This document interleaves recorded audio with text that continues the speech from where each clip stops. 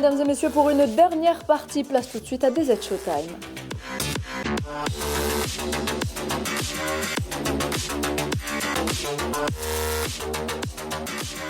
Ça y est, c'est devenu une habitude qui dit DZ Showtime dit Narimen Zekar. Narimen, bonsoir. Bonsoir Noël, bonsoir messieurs. Alors Narimen, vous n'êtes pas venu seul ce soir, vous êtes venu avec deux invités. On commence avec Anwar Zemouri, cofondateur de la start-up AI Grid, et Mouloud Khelif, conseiller auprès du ministère des startups, des micro-entreprises, de l'économie et de la connaissance. Bonsoir messieurs. Bonsoir et merci pour l'invitation. Merci d'être avec nous ce soir. Très heureux d'être de retour, merci. Heureuse de vous avoir avec nous, Mouloud. Ce soir, alors Narimen, vous allez donc parler de l'essor de l'intelligence artificielle avec nous, mais avant, vous avez décidé de revenir sur un événement qui a choqué les participants de la Foire de Paris cette semaine. Tout à fait, Noël. Et d'ailleurs, je me pose une question à moi-même, une question que je vous pose à vous aussi. Est-ce que vous savez ce qui prouve qu'un pays a réussi? Juste un petit indice, c'est peut-être quelque chose qui est au-delà des discours, au-delà des communiqués. C'est, je pense, aussi la réaction de ceux qui ne supportent pas de le voir réussir. Et cette semaine à Paris, cette réaction avait un visage, elle avait des tracts, un drapeau et même des dents. Alors, direction la Foire de Paris, porte de Versailles, où le stand algérien, c'est plus de 240 mètres carrés, 40 exposants, gastronomie, bijoux, tenues traditionnelles, cosmétiques, cuivre de Constantine, etc. Un pavillon vivant, coloré, bondé, avec de la joie et de la bonne humeur. Et c'est exactement ça le problème. Vendredi, des soi-disant activistes marocains, visiblement proches du Merzen, ont fait irruption. Ils se sont regroupés devant les stands, distribuant des tracts et brandissant des pancartes où il y avait écrit dessus, comme vous pouvez le voir sur cette image. Et ici, des éléments du patrimoine marocain sont utilisés pour promouvoir un autre pays. Ok. Alors donc le caftan algérien, le savon noir, la blousa oranaise, tout ça ne peut être que marocain, bien évidemment. Le couscous, c'est marocain, le zélech, c'est marocain. Le soleil qui se lève à l'est, c'est sûrement marocain, vérifié. Il y a sûrement un brevet déposé à Rabat. Et en parallèle, les exposants algériens sont restés calmes, mais les militants ont redoublé d'agressivité en voyant qu'ils n'étaient pas les bienvenus. On regarde. Regardez, un sac. Non mais laissez-la tranquille, ça va, eh oh. Il n'y a pas de sécurité ici. Dérangez les Algériens. Ok. Vous n'avez pas le droit.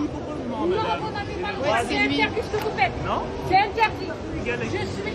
C'est la liberté d'expression. Non, c'est pas la liberté d'expression. C'est pas l'interdiction. Regardez. Qu'est-ce qu'il a fait, madame? Il est venu vers les rayons algériens pour filmer. Non, voilà, il a ramené un sac. Voilà, il a ramené un sac, monsieur Dam. Et il est venu vers le côté algérien. J'ai vu le côté algérien où j'ai Et dites-vous que c'est parti encore plus loin parce qu'une vendeuse de savon noir, Saboun Zahir, s'est faite mordre. Je répète, elle a été mordue par un être humain adulte dans une foire internationale en 2026. C'est lunaire, c'est incroyable. Et alors là, franchement, on atteint des sommets de raffinement culturel. Mais derrière le grotesque, il y a quelque chose de très révélateur. Le Merzen mène depuis plusieurs années une campagne organisée pour perturber les stands algériens dans les foires et les événements à l'étranger, un peu partout dans le monde, mobilisant des militants, finançant des associations, entretenant une campagne de dénigrement sur les réseaux sociaux. Alors pourquoi, vous dites, vous pourriez me dire, pourquoi dépenser tant d'énergie, tant d'argent et de salive et apparemment même des dents pour agresser des exposants? C'est plus un caprice, là c'est devenu une crise de jalousie aiguë aggravée par un contexte interne qui explose. Parce que oui, pendant que des militants marocains agressent et sabotent des expos algériennes à Paris, le Maroc s'endette auprès du FMI, réprime sa jeunesse dans la rue et regarde l'Algérie enchaîner les succès diplomatiques.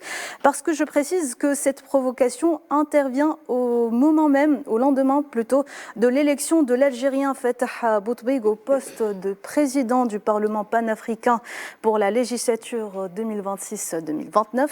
L'Algérie les habite apparemment profondément, viscéralement et manifestement jusqu'aux dents. Et puis vous savez, parfois la vérité qui dérange le plus vient souvent de l'intérieur. On va parler des propos de Omar Belfarj, ancien député marocain, qui avait parlé lors d'une conférence du seuil de pauvreté dans le royaume. Un extrait qui tourne en boucle ces derniers jours sur les réseaux sociaux. On regarde. Le Maroc, deuxième question, le Maroc est un pays pauvre. On a, régulièrement, on oublie. On a un PIB par tête d'habitant qui est 3 fois plus faible que celui de la Grèce, qui est 1,5 fois plus faible par tête d'habitant que celui de la Tunisie ou de l'Algérie. D'accord? Ça, c'est des chiffres qui ne trompent pas, qui sont officiels, qui sont reconnus par les instances marocaines. Alors pourquoi cette vidéo fait parler d'elle ces derniers temps? Pourquoi est-ce qu'elle est réapparue? Eh bien c'est parce qu'elle résonne, parce que les chiffres, eux, n'ont pas bougé. En 2025, le FMI place le PIB par habitant du Maroc à 11 437 $ en parité de pouvoir d'achat, celui de la Tunisie à 14 982 $ et celui de l'Algérie à 18 509 $. Le Maroc est derrière, ses deux voisins loin derrière, et c'est pas une opinion algérienne là, c'est le Fonds monétaire international qui en parle. Et pendant ce temps, le nombre de millionnaires au Maroc a augmenté, attention, de 40% en 10 ans. Et alors face à ce constat, qu'est-ce que Rabat a décidé de faire? Eh bien, elle a décidé de construire des stades. Plus de 12 milliards de dirhams rien que pour la rénovation de 6 stades et la construction d'un nouveau à Ben Slimane pour la CAN 2025. Et pour le mondial 2030, l'enveloppe totale dépasse les 50 milliards de dirhams, soit plus de 4 millions d'euros. Rien que pour des stades. Et en plus de la flambée des prix du carburant, c'est justement ce décalage-là qui a mis le feu à la rue. Depuis fin septembre 2025, vous le savez tous, la Gen Z 212 manifeste dans plusieurs villes contre les inégalités, contre la corruption et la défaillance des services publics. Ces jeunes ne réclament pas des stades, ils réclament des hôpitaux, ils réclament des écoles et une justice qui fonctionne. Faisal Motawi, je pense que vous avez quelques mots à dire sur... toujours. En parlant de stade, il y a eu des échauffourées ces derniers temps entre des clubs marocains. Et c'est pour la deuxième fois que ça arrive, parce que la première fois, c'était aux dépens de l'USM Alger, et a fini par gagner pour aller en finale. Et cette colère dans les stades qui s'exprime ces derniers temps, exprime effectivement ce que vous venez de dire, c'est-à-dire la colère sociale par rapport à une situation économique intenable, une situation sociale intenable, parce que le prix du carburant a augmenté, donc tout a augmenté au Maroc, et avec un salaire très bas, comme l'a souligné l'économiste, effectivement, il y a tous les ingrédients d'une explosion sociale dans ce pays. Et pourtant, le Maroc continue de jeter son argent par les fenêtres pour des causes qui ne sont pas utiles à la société. Mais on va changer d'ambiance maintenant pour parler de toute autre chose, parce que des aides Showtime, c'est aussi la mise en lumière des talents algériens à travers le monde, mais aussi sur le territoire national. On a décidé de lancer l'instant Start-up pour vous faire justement découvrir chaque mois une des pépites de ce secteur. Et ce soir, on reçoit donc Anwar Zemouri, cofondateur et CEO d'AI Grid. Alors Anwar, vous êtes ingénieur de formation, vous êtes passé par l'industrie et puis vous avez fait un choix, celui de quitter le salariat pour bâtir quelque chose en 2025. Vous avez cofondé AI Grid, une plateforme donc d'aide à la décision par la donnée, pensée depuis Alger. C'est une open source, elle est souveraine et avec des outils vocaux en dialecte africain. Une start-up déjà repérée par l'Algerian Startup Fund. Et puis à vos côtés, notre cher Mouloud Khelif, notre conseiller auprès du ministère des Startups. Alors Mouloud, nous on le sait, vous connaissez très bien cet écosystème algérien de l'intérieur, vous connaissez ses forces, vous connaissez ses chantiers et sa trajectoire. Donc merci déjà à vous deux d'être avec nous ce soir encore une fois. Anwar, je vais commencer avec vous. Est-ce que vous pouvez nous présenter AI Grid comme si vous parliez à quelqu'un qui ne connaît absolument pas l'intelligence artificielle? C'est quoi concrètement? Donc AI Grid, c'est une start-up algérienne labellisée de la part du ministère des start-up et de l'économie de la connaissance. Elle est née d'un simple besoin qui est le transfert technologique de ce qui se passe chez les big tech à l'étranger. Du moment que notre start-up a été cofondée à travers Abdelwahab Habba, qui est cofondateur, et puis il fait partie de la diaspora, il est chercheur principal chez Microsoft Core AI. Donc on a voulu faire ce qu'on sait faire en Europe et à l'Occident, et donc de bâtir une infrastructure IA souveraine en Algérie afin de permettre le déploiement de pas mal de modèles mondiaux LLM, c'est les Large Language Models, aux besoins et aux services des télécoms, des banques et du secteur énergétique en Algérie. Concrètement, qu'est-ce qu'on peut trouver? C'est-à-dire, si je vais vers votre application, qu'est-ce que je trouve? Donc, chez nous, on a commencé par bâtir la brique essentielle qui est le serveur de calcul haute performance. Donc, il n'y a pas d'intelligence artificielle ni d'IA générative sans avoir de maîtrise sur le serveur, quand on dit GPU. Donc, on a commencé à travailler sur cet aspect-là. On a investi près de 300 000 euros sur les ressources hardware. GPU, c'est pour les cartes graphiques. Oui, c'est les cartes graphiques et c'est le cœur battant des serveurs calcul haute performance qui sont nécessaires pour déployer n'importe quel modèle IA. Donc, vous pouvez retrouver sur notre plateforme plusieurs modèles LLM qui sont responsables de développement de la partie agentique. On peut concevoir avec des chatbots, des plateformes textuelles, on peut concevoir avec des voicebots transactionnels. Donc, c'est des agents, c'est une IA qui est entraînée et puis sur le dialecte algérien qui comprend le darija, l'arabia, le français et l'anglais et qui peut faire aussi, parfois, je pourrais citer notre exemple de collaboration avec Jay-Z. On a pu co-développer avec eux un voicebot qui fait office d'agent commercial, qui est entraîné sur leur propre base de connaissances et qui répond tel qu'un humain. Est-ce que je peux créer mon propre bot? Et oui, bien Vous sûr. avez On en peut face de vous vous un accompagner. connaisseur, Avec Anouar. nos propres moteurs LLM, on peut faire ça. Et le prompting, Et oui, c'est une partie intégrante du process. Oui. On se base beaucoup sur le C'est très prompting. important parce que c'est l'avenir. Le prompting, c'est l'avenir. Vous avez une entreprise, Kamal, et je pense que vous avez une entreprise, Kamal, et vous voulez profiter peut-être des high grid, Non. peut-être Nous que ça cacher vous- des choses quand même. Je pense qu'il va y avoir un échange de cartes à la fin. Il faut nous dire les choses, Kamal. Et puis, Si je Anouar, m'intéresse à l'IA, c'est tout. Très bien. Anouar, vous avez participé, donc c'est une start-up qui a été créée en 2025, c'est un bébé, récent. voilà, c'est un bébé. Mais vous avez tout de même participé à différentes manifestations internationales, vous avez même été primé à Nairobi. Est-ce que vous pouvez nous parler de ça, Oui, de ce prix que vous avez reçu? donc, AI Grid a été sélectionné parmi les 10 startups africaines dans le cadre du United Nations Development Programme, sous le programme appelé AI Hub for Sustainable Development, qui dit que voilà, il y a des startups africaines qui commencent à bâtir de la souveraineté à travers la couche physique, à travers ces serveurs-là, et que tous ces travaux vont au service de la communauté africaine, citoyenne et puis entreprise aussi. Et voilà, donc vous avez une formule que j'aime bien, que j'ai lue dans votre pitch. Un simple clic peut tout interrompre. Expliquez-nous un peu ce que ça veut dire pour une entreprise qui dépend d'une plateforme étrangère. Donc, dans notre stratégie, on se base beaucoup sur l'open source. Donc, l'open source, c'est la capacité à détenir le modèle et puis le contrôler. Car si on se penche sur des modèles d'intelligence artificielle propriétaires tels que ChatGPT ou bien Claude, on peut être coupé d'un simple service par un simple clic. Donc on héberge ces modèles-là, on les déploie sur notre infrastructure et on ouvre accès aux utilisateurs à large échelle. Est-ce que vous pouvez travailler en réseau en Afrique? Parce qu'en Afrique, le plaidoyer est fait, notamment par l'Algérie, c'est la souveraineté numérique. Est-ce que vous pouvez travailler avec d'autres startups africaines pour Oui, créer ce c'est réseau? le cas. C'est le Actuellement. cas. Je peux citer qu'on est partenaire aussi durant l'IATF. On a signé un mémorandum d'entente avec le président de la Chambre de commerce et d'industrie de tout le Nigeria. Et par la suite, on a été mis en contact avec 2 grandes entreprises nigérianes qui activent dans le domaine de l'IA. Et on leur a ouvert notre plateforme hébergés localement en Algérie pour qu'ils développent leurs propres solutions et détenir une scalabilité qu'on peut retrouver chez les grands acteurs ou bien chez les providers internationaux tels que OpenAI ou bien Grok.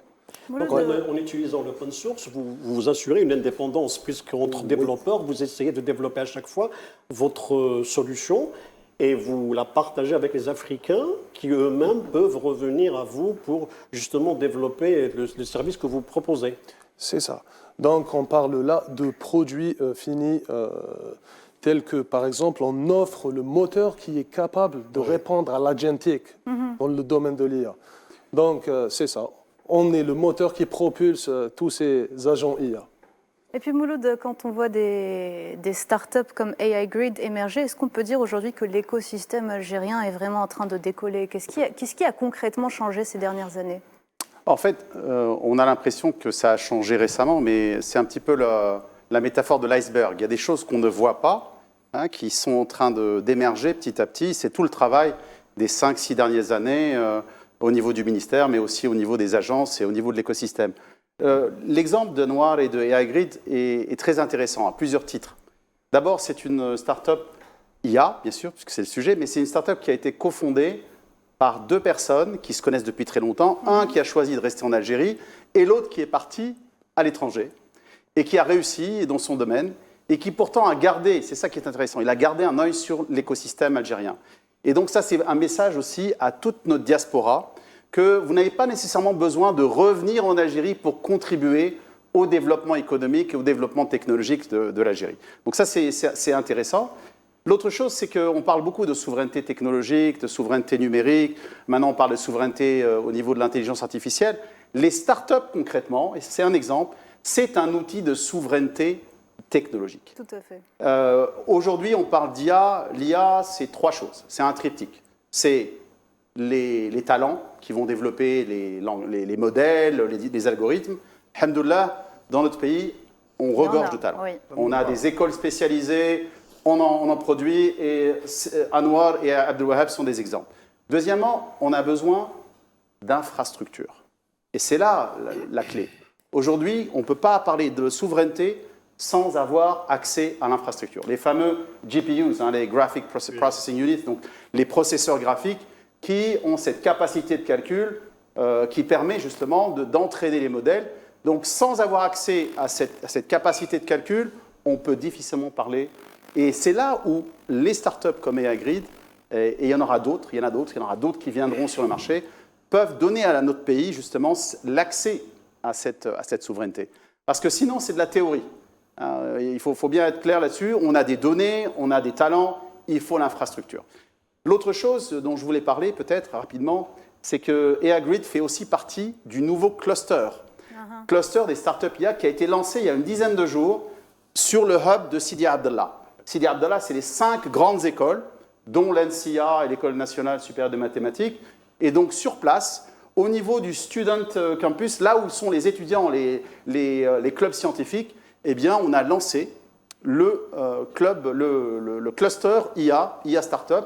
Et AI Grid fait partie des premières startups. Donc là, ça va servir à quoi? Concrètement, ça va servir à inspirer les étudiants de ces écoles, à aussi les retenir. Parce que ces startups, concrètement, elles vont grandir, elles vont croître et elles vont avoir besoin de talents. Les talents sont sur place. L'objectif maintenant, c'est d'envoyer un message au secteur privé, aux entreprises, aux grandes entreprises, toutes les entreprises algériennes qui recherchent des talents, venez sur le campus, venez sur le hub de Sidi Abdallah. Et pourquoi est-ce que Sidi Abdallah ne deviendrait pas la prochaine Silicon Valley? On a la matière première, c'est exactement que ça s'est passé comme ça autour de Stanford, autour de Berkeley. C'est comme ça que les grandes entreprises technologiques américaines se sont finalement agrégées là où il y avait des talents. Donc aujourd'hui, AI Grid, c'est l'exemple justement d'une start-up qui joue le jeu. Et il suffit maintenant que les grandes entreprises en Algérie fassent confiance à des startups comme AI Grid. Il n'y a aucune raison que ça ne fonctionne pas. L'Algérie vise 7% du PIB issu de l'IA d'ici 2027. Alors on a le Data Center d'Oran, on a l'Algerian Startup Fund, on a le Global Tech Africa Summit. Alors où on en est aujourd'hui? Est-ce qu'on y est presque? On n'y est pas encore, on est sur le chemin. On a bien sûr toutes les infrastructures qui sont en train de se mettre en place, les politiques sont mises en place. Maintenant, ce qui manque, c'est la partie Open Innovation. On parlait de ça tout à l'heure avec Anwar. Donc, toutes ces startups qui sont en train de naître, se développer, en IA, mais dans d'autres aussi, d'autres domaines, elles ont besoin de quoi? Elles ont besoin que les entreprises, les grandes entreprises qui, elles, ont besoin d'innover. Pas d'innovation, pas possible de croître. Elles ont besoin d'innover. et les startups vont pouvoir jouer le jeu, les aider à innover grâce justement au principe d'open innovation. Et c'est gagnant-gagnant parce qu'il y a aussi des initiatives qui permettent justement de diminuer tout ce qui est la fiscalité va être très avantageuse quand on travaille justement dans le principe d'open innovation. Et ce n'est pas évident parce que les grandes entreprises souvent ne parlent pas le même langage que les startups. Donc il y a cette notion de risque. On a l'habitude de faire affaire avec des grands groupes. Une startup, on ne sait pas trop comment faire avec, mais ça commence. On a des grandes entreprises comme Jay-Z, Anouar donnait l'exemple de Jay-Z, et il y en a d'autres. Moi, je lance un appel. Pourquoi est-ce que la Sonatrach, par exemple, qui est la plus grande entreprise algérienne, la plus grande entreprise africaine, pratiquement, en tout cas dans le domaine de l'énergie, pourquoi est-ce que la Sonatrach ne créerait pas une filiale Sonatrach digitale? J'invente rien, Aramco, qui est la plus grande entreprise saoudienne, et à un moment c'était l'entreprise qui avait la plus grande valorisation dans le monde. En 2024, j'étais à Riyad, un événement qui s'appelle LIP, a annoncé le lancement de la création de Aramco Digital, et en l'espace d'1 an et demi, ils ont été capables de créer plus de 4 milliards de dollars de valeur juste en investissant dans le digital et dans l'infrastructure d'IA. Pour eux, pour leurs activités, mais aussi pour l'économie saoudienne. Donc des grandes entreprises comme Sonatrach, ce n'est pas les seules, peuvent jouer ce jeu-là et avoir un effet d'entraînement sur l'ensemble de l'écosystème. Du coup, on se pose la question, je vais vous poser la question à vous, Anouar, où est-ce que vous voyez AI Grid dans 5 ans? AI Grid dans 5 ans, j'espère voir AI Grid comme une entreprise deep tech de renommée au nord africain, et puis qu'elle rende l'IA accessible et abordable et utile à la vie du citoyen et de l'entreprise algérienne et africaine. C'est comme ça que je vois les choses. Inch'Allah, c'est tout ce qu'on vous souhaite. Il a raison à propos de Sonatrach, parce qu'une fois iGrid pourrait être intégré, le système SAP, qui est en train d'être aujourd'hui mis en place par Sonatrach. Je pense que les deux pourraient être connectés, si je ne me trompe pas. Voilà. SAP est en train d'être implanté à Sonatrach. C'est déjà, je pense qu'ils vont finir cette année. Donc, AI-Grid pourrait intégrer le système. Oui, à travers des Open Innov. Absolument, oui. Oui, c'est ce qu'on recherche, nous.